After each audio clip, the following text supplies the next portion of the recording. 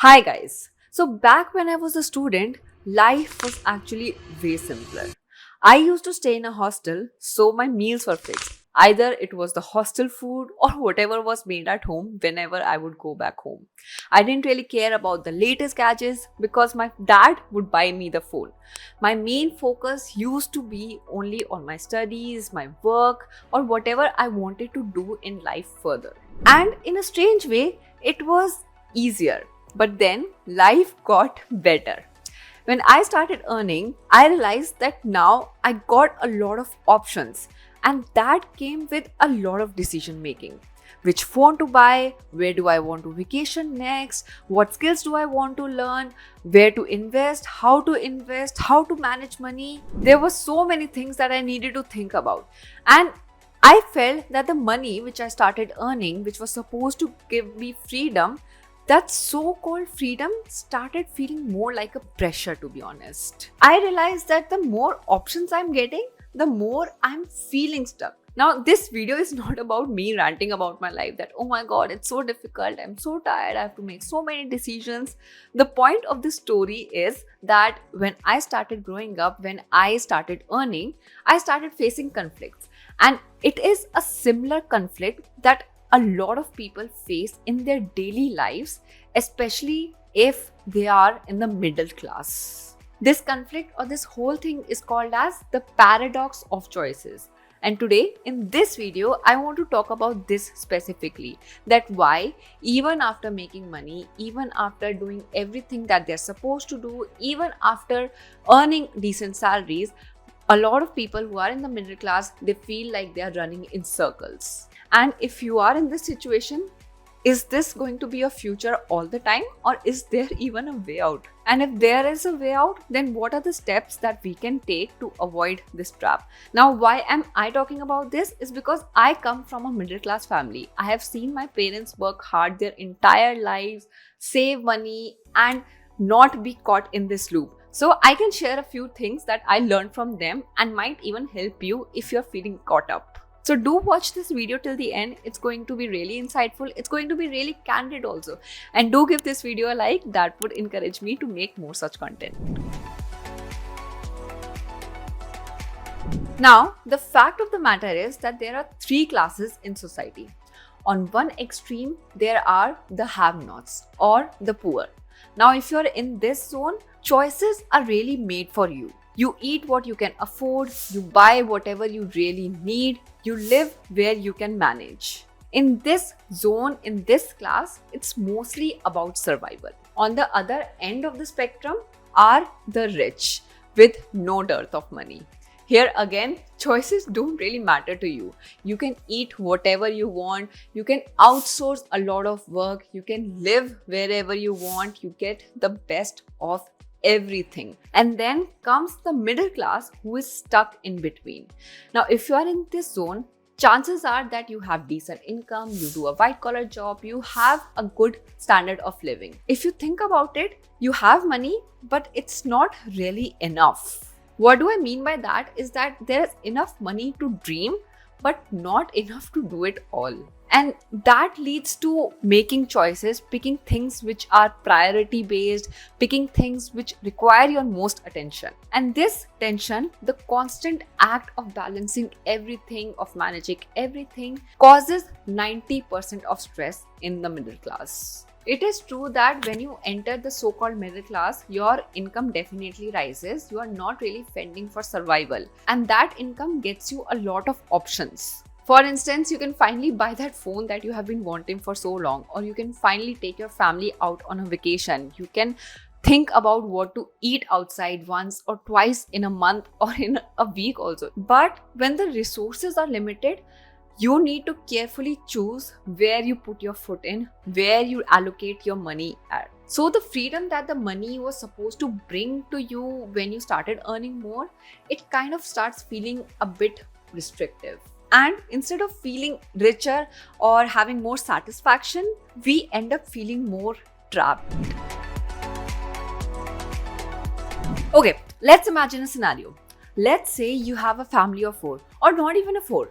Let's say you have one child, you live with your partner, and you earn say 70K per month. Now, living in a tier 1 city where most probably your job would be, at least for a 1 BHK, you would be paying a rent of minimum 15 to 20K. Then groceries and food, you might be spending around 20,000 on that easily. If you are not really living close to your office, which a lot of people opt not to optimize on rent, your transportation costs would pile up and it can be roughly around 5,000. Let me know in the comments what your transportation costs are to travel to your job. And then comes providing support to your parents maybe, or if you have insurances to pay or any other kind of miscellaneous stuff.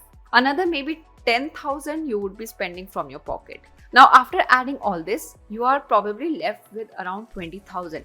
Not bad at all. But now comes the paradox. Now you're supposed to decide what to do with this leftover money. Do you save it? Do you put your kid in that private school which is supposedly better? Or do you go on that Goa vacation which your whole family has been craving? Or do you finally upgrade to your new phone because this one is dying out? Research shows that an average adult makes around 35,000 decisions in a day. 35,000. And what a lot of us don't realize is that as the day goes by, as we go and end up making all of these 35,000 decisions, during the end of the day, the decision quality drastically drops. So when a middle class person is sitting at night and he's trying to make these big life decisions, what to do with the leftover money, chances are that he might not be making the best decision. Because think about it and relate to what we just talked about. More choices would mean higher exhaustion, would lead to poor decisions. That is the brutality of the whole paradox. Okay, now let's talk about the real cost of these choices that we get. Now, when your income rises, there is a higher probability that your lifestyle also upgrades. Maybe you can finally buy that house that you had been eyeing for so long, or you can finally upgrade that car to a newer model. Chances are that if you would want to do any of these two things, you would be going for a loan. Now, very interesting statistics here is that in India, middle class families spend around 33% of their income on just EMIs. That means that 1/3 of the paycheck that you're supposed to get is already committed to pay off the loans that you had taken to upgrade your lifestyle. Then comes the trap of credit cards. Now, don't get me wrong, I don't hate credit cards or I don't think credit cards are bad per se. I think they are a really good tool if you know how to utilize them properly. Now, the problem with credit card is where people fall into the trap of it is that it gives easy access to money. And when you get easy access to money, you might end up purchasing things or going for things that you don't really need. In fact, this is not just me saying. Studies show that higher usage of credit cards leads to more unwanted purchases. And when those unwanted purchases, you have to pay bills for them, a lot of people are not in a position to do so. And that leads to defaults, which can get more heavier on the pockets. So yes, while on paper, your salary hike means that you are progressing, but if you really think about it, if you give it a deep thought, you're actually servicing payments. This lifestyle inflation is one of the biggest reasons that why, despite working so hard, despite getting decent salaries, most of the people in the middle class zone, they feel that they are running in circles. They feel that they have nothing left at the end of the month. The freedom these choices or the money was supposed to offer, it gets turned into fixed obligations. The problem is that we say yes to too many things, and each yes becomes a bill to be paid. Okay, now we understand that what is the problem and what is the cause of it. Why does it always feel that we are running in circles? But the next big question is that if we are caught up in this loop, is there never going to be a way out? Well, I think there is. There definitely is. And a lot of it has to do with your mindset. But when it comes to actions, it comes down to doing 3 things, which I learned from my parents, and hopefully this helps you too. First is automating the big 3. Now, there are some age-old finance rules that can act as good guides to help you manage your money better. For instance, there is this rule of 50-30-20 that roughly even my parents used to follow. It goes like that: your rent, your EMI, and your grocery should not cross 50% of your income. 30% of it goes to your investments for your future, and the remaining 20% is to fulfill your desires. Now, this is not a hard and fast rule. Your numbers can vary. You can do it according to what suits your needs better, but it is definitely a good guide. Another point to note here is that what my mom used to do and what a lot of people miss out on doing is that on salary day, make sure you invest first wherever you think is a good option after learning about it, of course. Even if you do 5,000 rupees investment every month, it can turn into lakhs if you keep it running, if you let compounding do its magic. Of course, the instrument has to be good. Do not go for anything, whatever any person on the internet said. Do your own research there. And the third thing that you should automate is that pick one skill every quarter to learn, to upgrade yourself. Make yourself more valuable, expand your horizons so that you're able to get more opportunities also. Second, defining your good enough. Now, if you're really being true to yourself, you would understand that not every decision requires hours of research. What I do here is that I set some ground rules.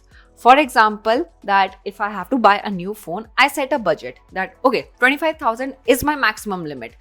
Anything above that, I will not even look at it.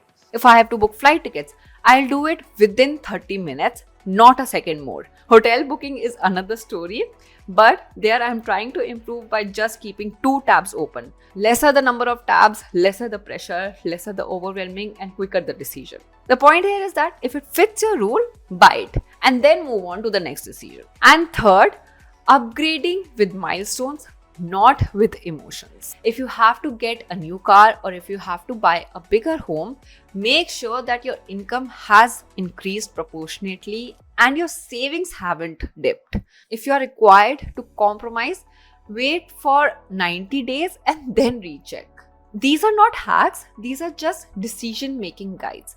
Of course, it needs to be optimized according to your situation. For example, if the deal is too good to be let go. But if you're clear in your head what your priorities are, you would be able to take decisions much faster, thereby saving a lot of time. And at the end of the day, what we understood is that saving time means saving energy, means making better decisions. Now, the point of this whole conversation was not saying that if you are in middle class, you are stuck or you're helpless. In fact, the middle class is the one who drives the country forward. It performs so well. It is super hardworking. But to really master the opportunities that we have, to really make the best of it, we need to take control of our choices, not let these choices control us.